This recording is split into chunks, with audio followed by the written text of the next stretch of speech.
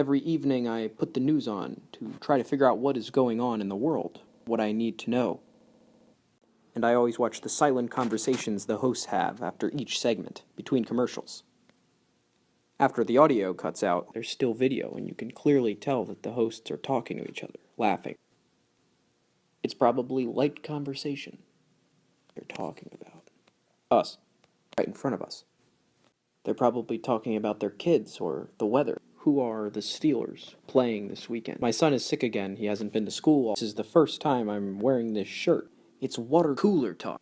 But the water cooler spilled and it drenched the whole world in purified spring water.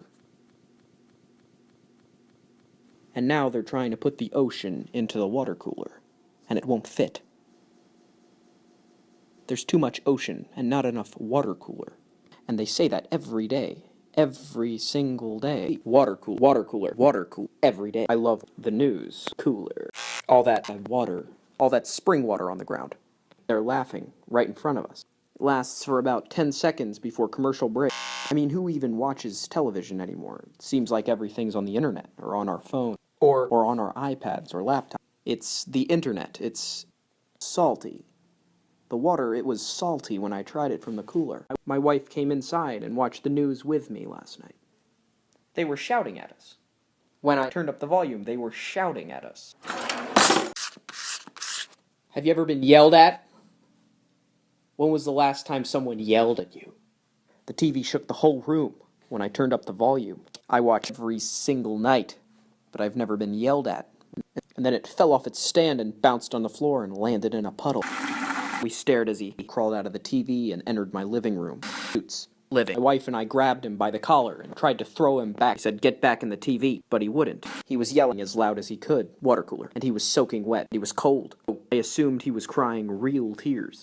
I stared at him through the eyes of my wife, staring at me, who was staring back at him, who was watching the TV on the ground, in the puddle, with a man crawling out.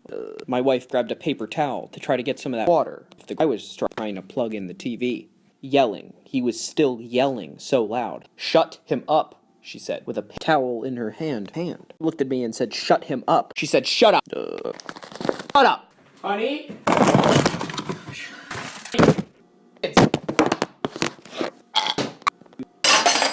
My son came downstairs and said he was thirsty. He was thirsty.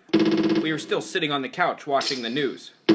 The three of us on the couch. My wife looked at him and said, "Not right now." She looked back at the TV on the stand, beneath the water. He was still thirsty. He needed water. I bet they keep those conversations light, between the commercials. Always talking, always laughing. See that they're talking, but we cannot hear what they are saying. They do not allow us to hear what they are saying. He was so thirsty, but he wouldn't get back in. Three of us looked at him from the couch. The TV was on commercial break. Mommy and Daddy are watching the news right now.